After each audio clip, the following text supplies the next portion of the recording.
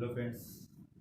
तो last class में हमने देखा था न्यूमेरिकल इंटीग्रेशन के बारे में देख रहे थे। तो उसी क्रम में हम नेक्स्ट टॉपिक है हमारा गॉस क्वाड्रेचर फॉर्मूला। ठीक है, यानी गॉस क्षेत्रकलन सूत्र। ठीक है, देखिए इंटीग्रेशन और क्षेत्रकलन का मतलब एक ही होता है। यदि इंटीग्रेशन के अंदर एक ही वेरिएबल होता है ना, यानी कि जो हमारा इंटीग्रेशन है, इंटीग्रेशन जिस फंक्शन का हो रहा है, यानी कि जैसे एफ ऑफ एक्स का हो रहा है ना, तो ये अगर जो फंक्शन है वो कि उसमें केवल एक ही वेरिएबल हो, केवल एक वेरिएबल अकेला एक्स है, तो ये फंक्शन अगर एक ही वेरिएबल पर डिपेंडेंट है तो इसको हम क्या बोलते हैं, क्षेत्रकलन। और अगर ये दो वेरिएबल दो या दो से अधिक पर अगर डिपेंडेंट होता है तो हम उसे इंटीग्रेशन बोलते हैं। तो हम यहाँ पर सिंपली किसकी बात कर रहे हैं, वन वेरिएबल वाले क्वेश्चंस की या इंटीग्रेशन की। ठीक है,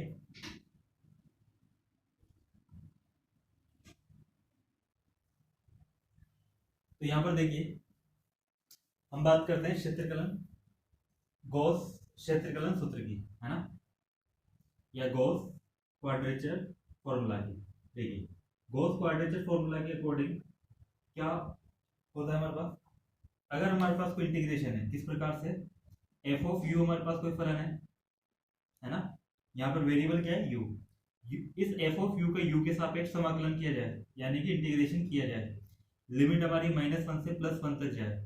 तो गॉस क्वाड्रेचर फॉर्मूला ये बोलता है कि इसका जो सॉल्यूशन होगा, यानी कि जो इसका इंटीग्रल होगा वो होगा हमारे i बराबर 0 से लेकर n तक wi ui। यदि हम इसको एक्सपेंड करें तो w0 u0 w1 u1 w2 u2 और इस तरह से कहाँ तक जाएगा wn un। ठीक है, तो ये फॉर्मूला होता है हमारा किसके अकॉर्डिंग, गॉस क्वाड्रेचर फॉर्मूला के अकॉर्डिंग, कि अगर हमारे पास कोई ऐसा इंटीग्रल है जो कि एक ही वेरिएबल u पर डिपेंड कर रहा है और समाकलन भी हम u के सापेक्ष कर रहे हैं।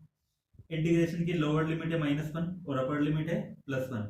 लिमिट यहाँ पर ध्यान रखिएगा कि लिमिट हमारी -1 होनी चाहिए और अपर लिमिट +1 होनी चाहिए। अगर नहीं है तो सबसे पहले काम हम यही करेंगे कि लिमिट को हम किस में कन्वर्ट करेंगे, लोअर लिमिट को -1 में और अपर लिमिट को +1 में।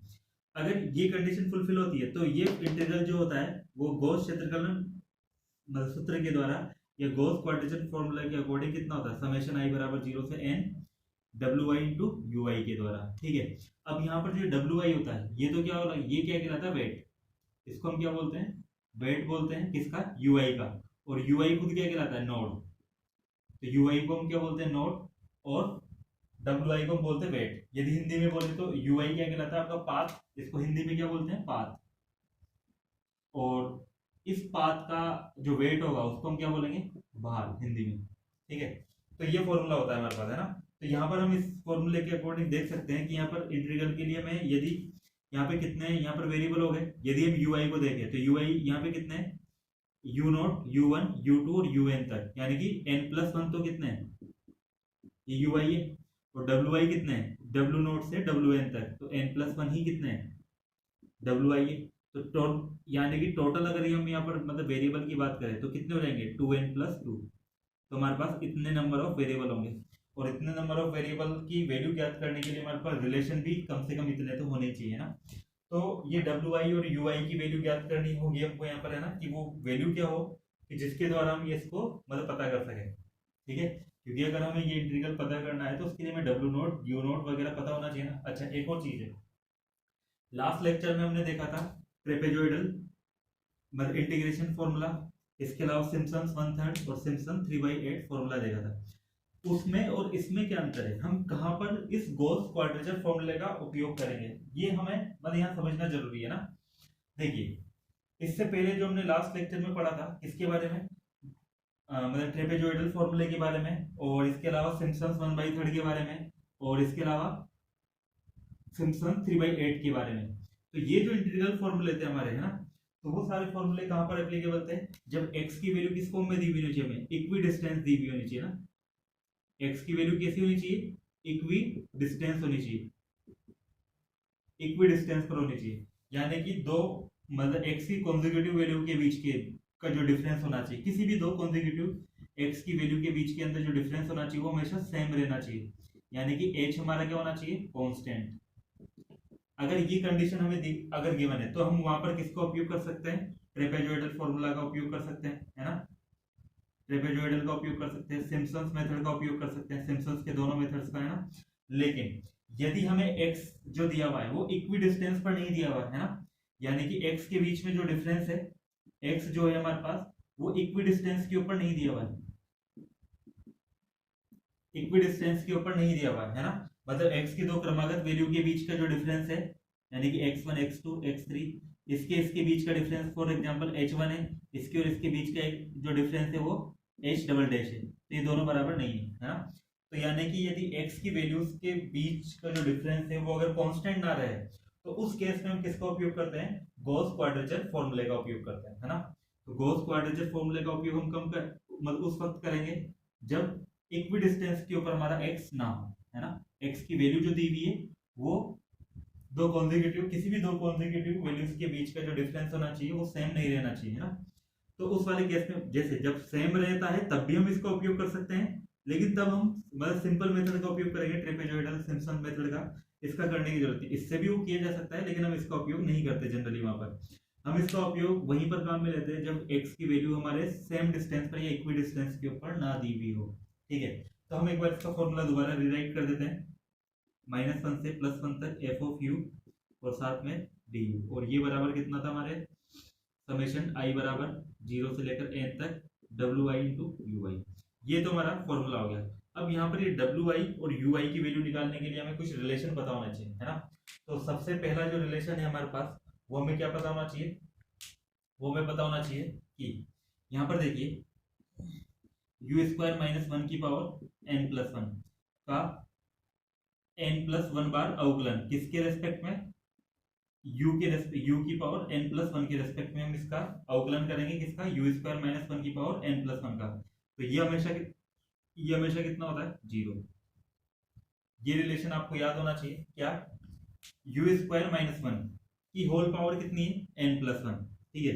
u² - 1 की होल पावर n+1 का डिफरेंशिएशन कर रहे हैं किसके रेस्पेक्ट में, u की पावर n+1, सॉरी u की पावर मतलब u के रेस्पेक्ट में एक्चुअली, और u के रेस्पेक्ट में हम इसका कितनी बार मतलब यहाँ पे जो ये जो डिफरेंशिएशन है ना, जो आपका डिफरेंशिएशन है इसका ऑर्डर कितना है, ये कितने ऑर्डर का डिफरेंशिएशन है, ये n+1 ऑर्डर का हम यहाँ पर डिफरेंशिएशन कर रहे हैं, किसका, u² - 1 की पावर n+1 का। तो n+1 जो ऑर्डर का जो डिफरेंशिएशन है इसका, उसकी वैल्यू हमेशा कितनी आएगी, 0। तो ये हमें रिलेशन याद होना चाहिए, ठीक है। इसके अलावा हम कौन से रिलेशंस की उपयोग कर, मतलब इनके अलावा wi वगैरह की वैल्यू ज्ञात करने के लिए हम ये वाली इक्वेशन हम ज्ञात करते हैं, ये वाली इक्वेशन हम निकालते हैं u की वैल्यू ज्ञात करने के लिए ना। u की वैल्यू यहाँ से हम जो हमारा नोड था उसकी वैल्यू ज्ञात करने के लिए हम इसका उपयोग करते हैं। इसके अलावा जो हमारे पास जो कंडीशन है वो क्या है, कि देखिए समेशन wi की वैल्यू कितनी होती है, 2। इसी प्रकार से समेशन wi इंटू ui के मल्टीपल की वैल्यू कितनी होती है, 0। फिर उसके बाद समेशन wi ui² की वैल्यू कितनी होती है, वो हमारे पास होती है 2/3, ठीक है। फिर इस प्रकार से हमारे पास यहाँ पे क्या होता है, समेशन कितना, 1 मिनट,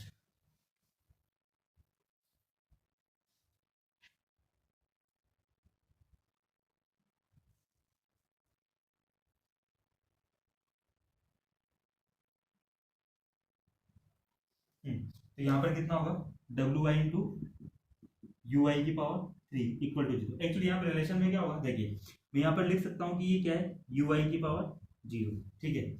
फर्स्ट रिलेशन में आप यहाँ पे ध्यान रखिएगा wi इंटू ui, मतलब हर एक रिलेशन में wi की पावर तो हमेशा कितनी रहेगी, 1 ही रहेगी, लेकिन ui की जो पावर है वो किस प्रकार से चेंज हो रही है। सबसे पहले रिलेशन में ui की पावर कितनी है, 0। उसके अगले वाले रिलेशन में ui की पावर कितनी है, 1। फिर उससे अगले वाले रिलेशन में ui की पावर कितनी है, 2। फिर उससे अगले वाले रिलेशन में ui की पावर कितनी है, 3। फिर अगले वाले रिलेशन में ui की पावर कितनी होगी, 4। फिर अगले वाले में ui की पावर 5। अब देखिए जिस जिस रिलेशन में ui की पावर ओड है, ओड यानी कि विषम में है, यानी कि यहाँ पे 1 3 आगे 5 फिर 7, तो वो समेशन हमेशा कितना होगा, 0। इसी प्रकार से जिस रिलेशन के अंदर ui की पावर कैसी इवन है, यानी कि 0 2 4 6 8 इस प्रकार से, तो वो नॉन जीरो होगी, है ना। और नॉन जीरो होगी तो कितनी होगी, देखिए हम यहाँ से सीधा ही हम इसको यहाँ से पता कर सकते हैं।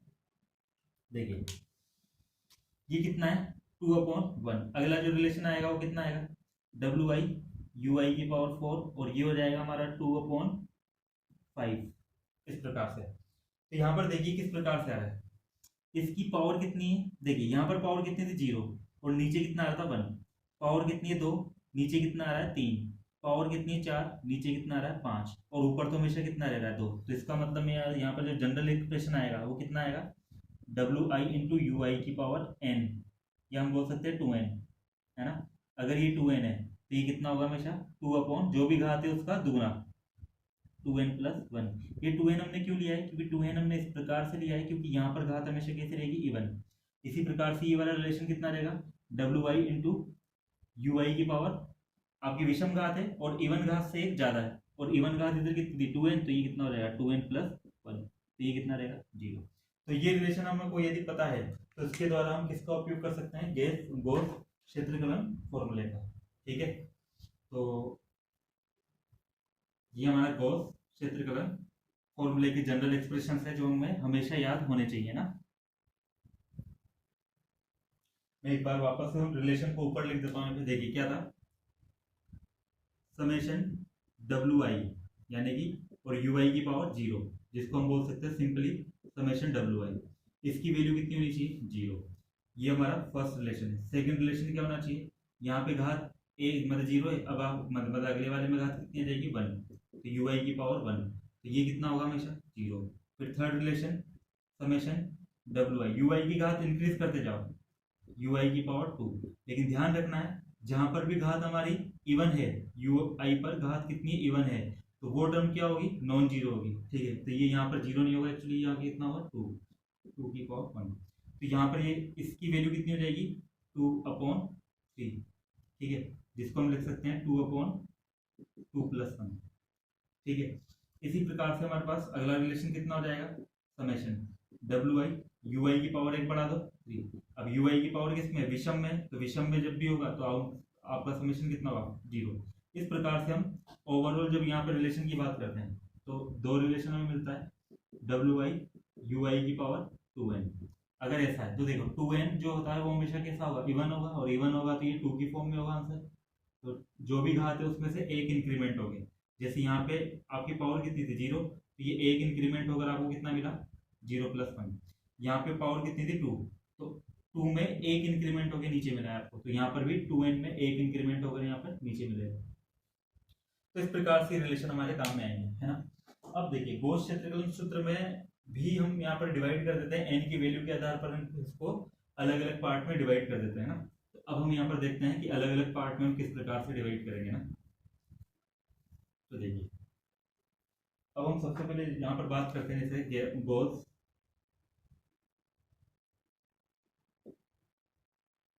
First point quadrature formula. देखिए यदि हम गॉस फर्स्ट पॉइंट यदि हम क्वाड्रेचर फॉर्मूला की बात कर रहे हैं तो फर्स्ट पॉइंट अब इसको कब बोलते हैं, जब यहाँ पर इसके लिए n की वैल्यू कितनी हो 0। यदि फॉर्मूले में हम n की वैल्यू को 0 लेते हैं तो उस फॉर्मूले से जो हमारे पास जो गॉस क्वाड्रेचर फॉर्मूला बनता है तो वो हमारा क्या कहलाता है, फर्स्ट पॉइंट का कहलाता है ना। तो ये किस प्रकार से प्राप्त करेंगे, देखो अब यहाँ पर देखिए, तो हमारे पास मतलब सबसे पहली इक्वेशन क्या थी,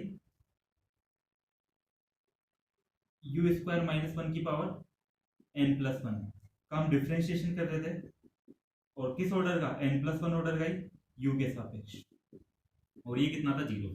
अब हमें यदि फर्स्ट पॉइंट हमें अगर यहाँ पे चाहिए तो फर्स्ट पॉइंट हमें कब मिलेगा, जब n की वैल्यू हम कितना करते 0, n की वैल्यू 0 कर देंगे तो ये इक्वेशन किस में आपकी कन्वर्ट हो जाएगी, d1 रह जाएगा, और ये u² - 1 की पावर कितनी रह जाएगी 1, और नीचे भी कितना रह जाएगा du बराबर कितना हो जाएगा 0। और जब ये होगा तो हम इसका सीधा डिफरेंशिएशन कर सकते हैं, डिफरेंशिएशन करेंगे u² - 1 का u के रेस्पेक्ट में, तो 2u बराबर कितना आएगा 0। तो यहाँ से हमारे पास u की केवल एक ही वैल्यू आई है, तो उस एक वैल्यू को हम क्या बोलेंगे u0, तो u0 कितना आ गया हमारे पास 0। तो हमारे पास कितने नोड प्राप्त हुए, हमें यहाँ पर केवल एक नोड प्राप्त हुआ है, और क्योंकि इसमें एक ही नोड प्राप्त हुआ है इसीलिए हम इसको क्या बोल रहे हैं, फर्स्ट पॉइंट क्वाड्रेचर फॉर्मूला। ठीक है, अब इस नोड का हमें वेट चाहिए, इस नोड का वेट निकालने के लिए हम वहां पे फर्स्ट रिलेशन काम में ले लेंगे, जो ही क्या था, समेशन WI बराबर कितना होगा 0। अगर नोड एक है तो उसका वेट भी केवल एक होगा, तो यहाँ पर केवल i की वैल्यू कहां से कहां तक जाएगी, 0 ही रहेगी केवल, तो इसका मतलब कितना, सॉरी ये कितना था 2, तो यहाँ पे डब्ल्यू नोट कितना हो जाएगा सिंपली 2 के बराबर। तो यू नोट और आपके पास डब्ल्यू नोट दोनों ही आ चुका है, और दोनों ही आ चुका है, तो यहाँ से हम इससे इंटीग्रल फॉर्मूला क्या बनेगा हमारा, -1 से +1 तक F of U D you, ये कितना हो जाएगा simple W note into you note के बराबर। तो ये हमारा क्या है, फर्स्ट पॉइंट क्वाड्रेचर फॉर्मूला, कौन सा, गॉस वाला है ना, तो गॉस का ये फर्स्ट पॉइंट क्वाड्रेचर फॉर्मूला है। तो देखिए सीधी बात है, फर्स्ट पॉइंट की बात कर रहे हैं यदि हम, तो n बराबर कितना लेंगे 0, n बराबर 0 सबसे पहले मैंने इस पर इक्वेशन में रखकर u की वैल्यू निकाल ली। u की वैल्यू क्योंकि एक ही आई है, कितनी आई है 0, एक ही है ना यहाँ पे, मतलब यहाँ पे नंबर ऑफ वैल्यू कितनी है u की, वो 1 ही आई है ना, तो 1 आई है, तो इसीलिए हम इसको क्या बोल रहे हैं, फर्स्ट पॉइंट क्वाड्रेचर फॉर्मूला। तो u नॉट की वैल्यू 0 है, तो इसके करस्पॉन्डिंग हमें केवल एक ही वेट मिलेगा जो कि w नॉट है, और w नॉट निकालने के लिए मैंने वहां पे फर्स्ट रिलेशन जो था वो काम में ले लिया, समेशन wi बराबर कितना होता है 2, तो उसका उपयोग किया, तो w नॉट कितना हो गया 2, तो u नॉट और w नॉट केवल यही दो वैल्यू है हमारे पास, तो इंटीग्रेशन का फॉर्मूला भी हमारे पास यही रह जाएगा। ठीक है, तो ये हमारा क्या हो गया, फर्स्ट पॉइंट क्वाड्रेचर फॉर्मूला। अब इसके बाद हम इस प्रकार से मतलब यहाँ पर पता करते हैं सेकंड पॉइंट क्वाड्रेचर फॉर्मूले की बात है ना, इस सेकंड पॉइंट क्वाड्रेचर फॉर्मूला क्या होगा, वो किस प्रकार से हम प्राप्त करेंगे, सेकंड पॉइंट क्वाड्रेचर फॉर्मूला। तो इस प्रकार से यहाँ पर देखिए गॉस का ये सेकंड पॉइंट क्वाड्रेचर फॉर्मूले की हम यहाँ पर बात कर रहे हैं, तो यहाँ पर देखिए जब गॉस के सेकंड पॉइंट क्वाड्रेचर फॉर्मूले की हम यहाँ पर बात करते हैं, तो इसके लिए वापस से वही इक्वेशन u² - 1 की पावर n+1 का n+1 है, तो ऑर्डर का हम क्या कर रहे हैं, यहाँ पे डिफरेंशिएशन कर रहे हैं u के रेस्पेक्ट में, और ये हमारे पास कितना होना चाहिए 0, और इसके लिए सेकंड पॉइंट के लिए हम क्या रखते हैं n बराबर 1, और n बराबर यहाँ पर यदि हम 1 रखेंगे तो यहाँ पर हमारे पास रिलेशन क्या बनेगा, d² u² - 1 का होल स्क्वायर और अपॉन में डी u²। ठीक है, हम सबसे पहले इसको इस प्रकार से लिख सकते हैं du/du, और फिर यहाँ से हम एक बार अवकलन कर देते हैं u² - 1 का होल स्क्वायर और अपॉन du के रेस्पेक्ट। देखिए जब हम इसका एक बार डिफरेंशिएशन करेंगे तो यहाँ पर कितना मिलेगा हमें, जो आपकी पावर है वो आगे जाएगी, ओवरऑल पावर कितनी रह जाएगी 1, फिर u² - 1 का वापस से डिफरेंशिएशन होगा तो 2u, तो सिंप्लीफाई करेंगे इसको, तो ये एक्सप्रेशन कितना बनेगा, तो ये एक्सप्रेशन हमारा बन जाएगा d/du, एक्चुअली हम इसको इक्वल टू कितना करके चलते हैं 0, और यहाँ से इसको बोल के चलते हैं कि ये भी इक्वल टू कितना है 0, और यहाँ से इसको बोल के चलेंगे कितना, देखिए अंदर मल्टीप्लाई कर देंगे तो देखो 2 और 2 4 तो कॉमन कहाँ चला गया 0 में, तो ब्रैकेट में कितना रहेगा u³ - u का डिफरेंशिएशन 0। अब इसका डिफरेंशिएशन करते हैं, तो यहाँ जगह नहीं, मैं यहाँ पे डिफरेंशिएशन कर देता हूँ इसका, तो 3u² - 1 इक्वल टू कितना आएगा 0, और 3² यहाँ से आएगा, तो u की वैल्यू कितनी, u² की वैल्यू कितनी है 1/3, तो यहाँ से u की वैल्यू कितनी आएगी 2 आएगी, प्लस माइनस 1/√3, तो यहाँ से u की कितनी वैल्यू आ गई हमारे पास 2। तो वापस से सेकंड पॉइंट क्वाड्रेचर फॉर्मूले के लिए हमने n बराबर कितना रखा 1, n बराबर 1 रखकर उसको डिफरेंशिएट करके सिंप्लीफाई किया, तो u की वैल्यू हमारे पास 2 आ रही है, और 2 वैल्यू आ रही है, एक तो 1/√3 और एक -1/√3, तो ये u नॉट और u1 आ गए, तो क्योंकि हमें यहाँ पे नोड की केवल 2 वैल्यू प्राप्त हो रही है, इसीलिए इसको हम क्या बोल रहे हैं सेकंड पॉइंट क्वाड्रेचर फॉर्मूला। अब इन दोनों नोड के करस्पॉन्डिंग हम क्या ज्ञात करेंगे, वेट, और वेट ज्ञात करने के लिए हम रिलेशन का उपयोग करेंगे। तो देखिए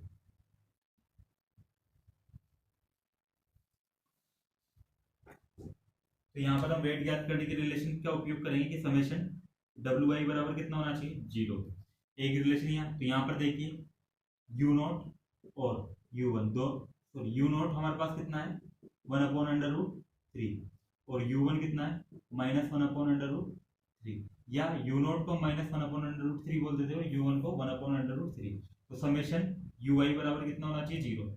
अब यहाँ पर देखिए नोड अगर 2 है तो वेट भी 2 होंगे, तो यहाँ जब इसको एक्सपेंड करेंगे तो यहाँ कितना आएगा w नॉट प्लस w1 बराबर कितना होना चाहिए 2 के बराबर, है ना। इसी प्रकार से दूसरा रिलेशन हम काम में लेंगे, कौन सा, सेकंड रिलेशन कौन सा था wi × ui, ऑड पावर है, तो ऑड पावर है तो इसका मतलब 0। यहाँ पर अगर आप इसको सिंप्लीफाई करोगे तो w not u not plus w1 u1 बराबर 0। अब यहाँ से हम फर्स्ट इक्वेशन तो हमारे पास ये वाली होगी, और सेकंड इक्वेशन हमारे पास ये वाली होगी। इस सेकंड इक्वेशन में हम u नॉट और u1 की वैल्यू रख सकते हैं, तो यू नॉट और यू वन की वैल्यू रखेंगे तो डब्ल्यू नॉट माइनस 1/√3 आएगा और यहाँ प्लस W1/√3 आ जाएगा और बराबर ये कितना हो जाएगा 0 के बराबर। अब यहाँ से देखिए 1/√3 तो कॉमन उसमें चला जाएगा, तो यहाँ से क्या निकल कर आ रहा है कि डब्ल्यू नॉट बराबर कितना होना चाहिए W1। और इस चीज़ का उपयोग अब मैं इस वाले समीकरण में करूंगा, तो यहाँ से ये चीज़ कितनी हो जाएगी, डब्ल्यू नॉट और W1 दोनों बराबर है तो 2W नॉट बराबर कितना गया 2 से 2 कट गया, तो यहाँ से डब्ल्यू नॉट और बराबर W1 बराबर कितना गया 1। तो यहाँ से हमें पता लग गया कि डब्ल्यू नॉट और W1 की वैल्यू कितनी होनी चाहिए 1 के बराबर, और यू नॉट और U1 की वैल्यू भी होनी चाहिए। जिससे इंटीग्रल फॉर्मूला क्या बनेगा, F of U into D U बराबर हो जाएगा आपके पास W naught U naught plus W1 U1। इस प्रकार से हमें ये वैल्यू यहाँ पर प्राप्त हो जाएगी। ठीक है, एक्चुअली मैंने कुछ यहाँ पे गलती कर दी शायद।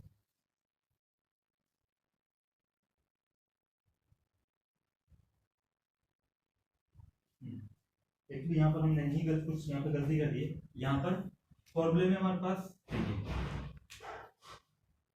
यहाँ कुछ गड़बड़ हो गई है। देखिए यहाँ तक तो ठीक है, हमने ये मतलब यहाँ से वैल्यू कैलकुलेट कर ली है, लेकिन गॉस का जो क्वाड्रेचर फॉर्मूला होता है वो क्या होता है -1 से +1 F of U D you. इसको एक बार करेक्ट कर लीजिएगा ना, ये बराबर होता है हमारे पास summation W I into F of U I. क्योंकि अगर हम इस फंक्शन का उपयोग नहीं करेंगे तो फिर तो यहाँ पर हमारे पास हर एक फंक्शन की वैल्यू सेम हो जाएगी। केवल यू यहाँ पर अगर एफ ऑफ यू आई की जगह सिंपल यू आई होता तो यू आई की वैल्यू तो हर एक मतलब यहाँ पर फिक्स आ रही है ना, तो यहाँ फंक्शन पर तो कोई डिपेंडेंसी ही नहीं है, और फंक्शन पर कोई डिपेंडेंसी नहीं है तो हर बार चाहे कोई से फंक्शन हम यहाँ पर ले आंसर सबका सेम ही आता।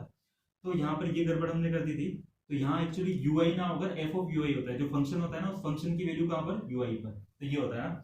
अब ये चीज होती है तो हम इसको एक बार एक्सपेंड करते हैं और एक्सपेंड करके इसके लिए सेकंड पॉइंट बनाते हैं।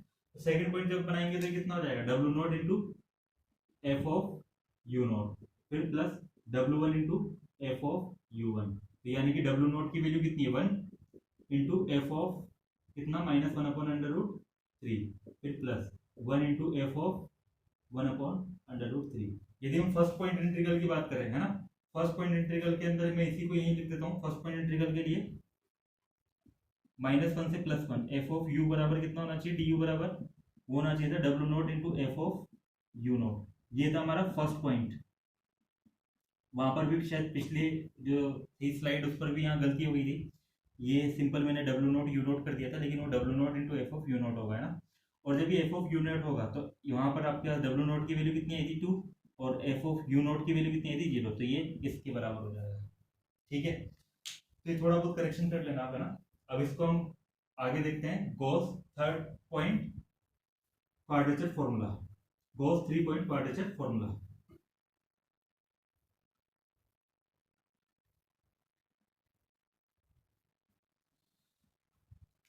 तो देखिए गॉस 3 पॉइंट क्वाड्रेचर फॉर्मूला। देखिए आपको याद होगा फर्स्ट पॉइंट के लिए n कितना रखा 0, सेकंड पॉइंट के लिए n कितना रखा 1, तो 3 पॉइंट के लिए n कितना रखेंगे हम 3 पॉइंट के लिए n की वैल्यू रखेंगे हम एक कम यानी कि 2। ठीक है, वापस से इक्वेशन क्या जमाएंगे u² - 1 की पावर n+1 का डिफरेंशिएशन कितने ऑर्डर का n+1 का, और नीचे किसके रेस्पेक्ट में u के रेस्पेक्ट में, तो ये बराबर 0 होना चाहिए। n की वैल्यू जब हम यहाँ रख देंगे तो d³ u² - 1 की होल पावर कितना हो जाएगा 3 और अपॉन du³।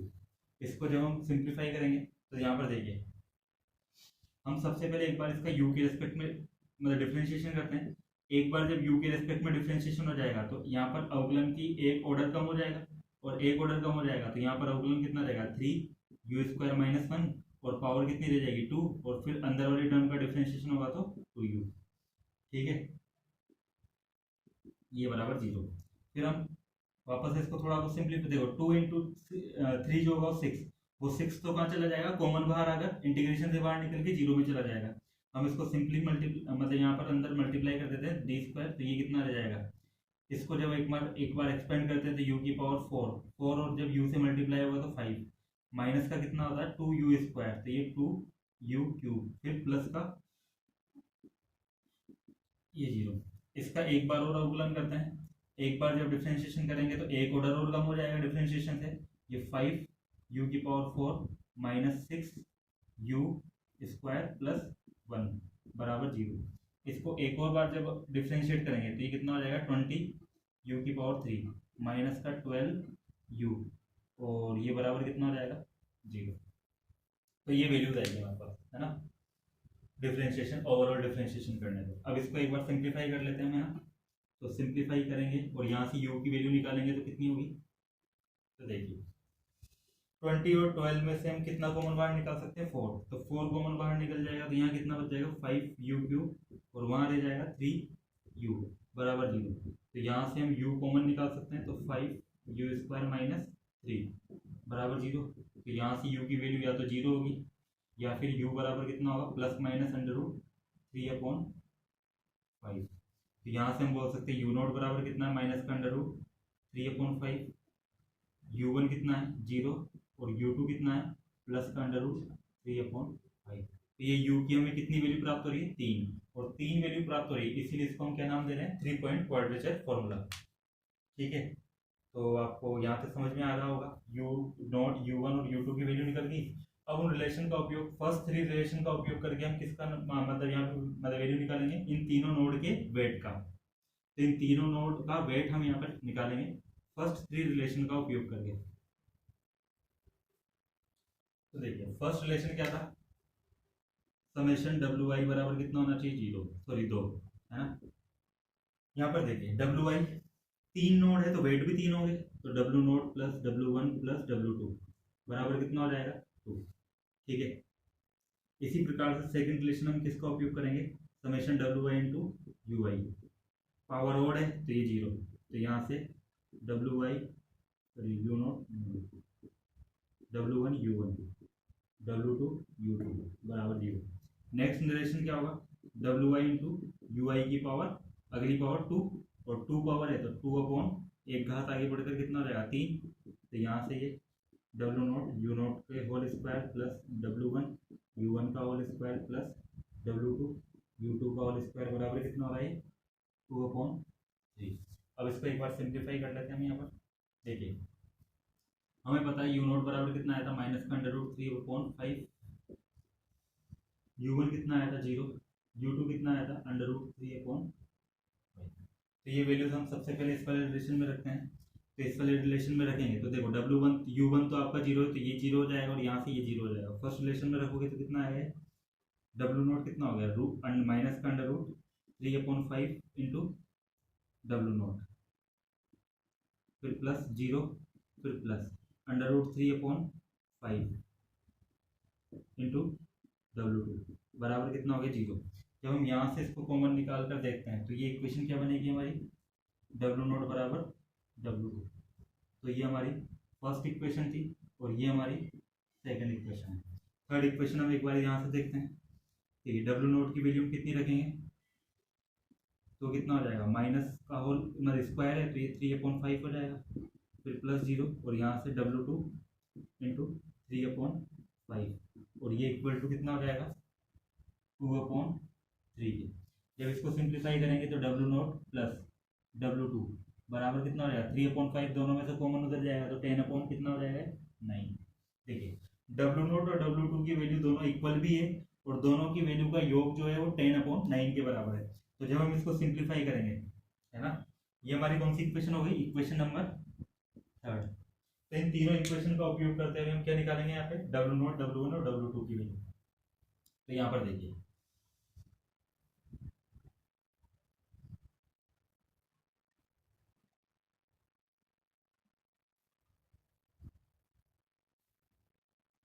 फर्स्ट 3 रिलेशन निकालने के लिए हम यहाँ पर क्या क्या इक्वेशन है हमारे पास w0 plus w1 plus w2 बराबर कितना था 0। सेकंड इक्वेशन आई w0 बराबर कितना था w2। थर्ड इक्वेशन आई w0 प्लस w2 बराबर कितना आया 10/9। तो यहाँ से इसको सिंप्लीफाई करेंगे इन दोनों इक्वेशंस को यूज करते हुए, है ना। इन दोनों इक्वेशन को अगर हम यूज करें तो दोनों इक्वेशन को यूज करते हुए हम देखें तो w0 बराबर w2 बराबर कितना होना चाहिए 5/9। क्योंकि w2 को भी अगर मैं w0 कर दूंगा तो ट्वाइस ऑफ w0 बराबर 10/9, तो w0 बराबर 5/9, तो w2 भी इतना हो जाएगा। ये वाली वैल्यू उठाकर यहाँ रख देंगे तो हमारे पास कितना होगा W1 बराबर कितना हो जाएगा माइनस का 10/9, यहाँ से रखोगे सिंप्लीफाई करने पर, है ना। इसका उपयोग हम कहाँ करेंगे, यहाँ पे करेंगे। इससे हमें क्या मिल जाएगा, W1 बराबर माइनस का 10/9। इस प्रकार से हमें ये वैल्यूज निकल जाएगी। तो जब हमारे पास ये वाली वैल्यूज आ गई तो उसके बाद हम क्या काम करेंगे, उसके बाद हमारा काम सिंपल सा है। उसके बाद हम गॉस फॉर्मूला काम में ले लेंगे, -1 से +1, sorry Gauss quadrature formula f of u into D U बराबर कितना हो जाएगा, W0 into f of u0 फिर plus W1 into f of u1 plus W2 into f of u। तो इस प्रकार से हम यहाँ पे गोस 3 पॉइंट, इसी प्रकार से गोस 4 पॉइंट भी निकाल सकते हैं, गोस 5 पॉइंट भी हम इसका उपयोग कर सकते हैं। तो ये हमारा गोस का फॉर्मूला है, गोस क्वाड्रेचर फॉर्मूला है ना। अब एक इसमें एक पॉइंट हम एक और देख लेते हैं जो इंपॉर्टेंट है ना। देखिए क्वेश्चन में जरूरी नहीं है कि हमारी लिमिट -1 से +1 ही हो, है ना। लिमिट जरूरी नहीं है हमारी -1 से +1 ही हो, तो वहां उस लिमिट को सेट करने के लिए -1 से +1 सेट करने के लिए हम किसका उपयोग करेंगे, हम ट्रांसफॉर्मेशन करेंगे। क्या हम मान लेते हैं क्वेश्चन हमारा दिया हुआ है a से b f of x dx की फॉर्म में दिया हुआ है। अब इस इंटीग्रेशन को मुझे कन्वर्ट करना है किसमें, -1 से +1 f of u into D you में। तो ये कन्वर्जन करने के लिए मैं यहाँ पर क्या काम करूंगा, x इक्वल टू हम लेंगे b minus a/2 into you plus a+b/2। अगर हम ये वाला ट्रांसफॉर्मेशन करके देखें तो अब एक बार चेक करते हैं कि यहाँ पर ये कन्वर्जन होगा ही नहीं होगा। देखिए सबसे पहले हम यहाँ चेक करते हैं लोअर लिमिट को, क्या लो मतलब x बराबर a रखने पर इस वाले में u की वैल्यू -1 आती है नहीं आती है ना। x बराबर a रखिए तो b minus a/2 into you फिर प्लस a/2 प्लस b/2। जब इसको सिंप्लीफाई करोगे तो ये a/2 इधर से घटेगा और यहाँ पे कितना बचेगा a/2, तो यहाँ से कितना हो जाएगा a माइनस b/2। उसको जब इधर लाओगे तो ये b minus a/2 into you. तो यहाँ पर देखिए इसको b माइनस a/2 यदि बनाना है तो एक माइनस बाहर कॉमन लेना होगा हमें। अब ये इससे कट जाएगा और इससे कट जाएगा तो u बराबर कितना है -1। ठीक है, इसी प्रकार से हम x बराबर b रखते हैं इस वाले ट्रांसफॉर्मेशन में, या इस प्रकार का जो हमने सब्स्टिट्यूशन किया है इसमें x की वैल्यू यदि मैं b रखता हूँ तो b बराबर कितना हो जाएगा, b minus a/2 into you फिर प्लस a/2 प्लस b/2। इससे ही कटेगा तो b/2 यहाँ आएगा, a/2 जब इधर आएगा तो सिंप्लीफाई करने पर कितना हो जाएगा, b माइनस a/2 बराबर b minus a/2 into you. तो इससे ही कट जाएगा तो u बराबर कितना है 1। ठीक है, तो जब भी हमें इंटीग्रेशन -1 से +1 की फॉर्म में नहीं दिया हुआ है तो सबसे पहले हम क्या काम करेंगे, ये ट्रांसफॉर्मेशन करेंगे x बराबर b minus a/2 into you plus a+b/2। तो जब ये x की वैल्यू को मैं इस वाली फॉर्म में रख दूंगा, है ना, x की वैल्यू में ये वाली वैल्यू एक तो फंक्शन में रखेंगे। अब जब फंक्शन में रखेंगे देखो जब सब्स्टिट्यूशन होगा तो इस प्रकार से होगा।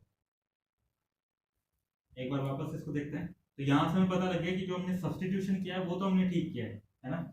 अब इससे होगा क्या क्या, जैसे इंटीग्रेशन आपको दिया हुआ है i बराबर a to b f of x into dx, और इसको फॉर्म में कन्वर्ट करने के लिए मैं x बराबर कितना रख रहा हूँ, b minus a/2 into you plus a+b/2। तो x की वैल्यू तो जब मैं यहाँ पे रखूंगा तो ये f ऑफ x जो होगा, है ना, f ऑफ x तो किस में कन्वर्ट हो जाएगा, ये कन्वर्ट हो जाएगा आपका f ऑफ u में। जब ये वाली वैल्यू रखें तो ये x रहेगा नहीं u में।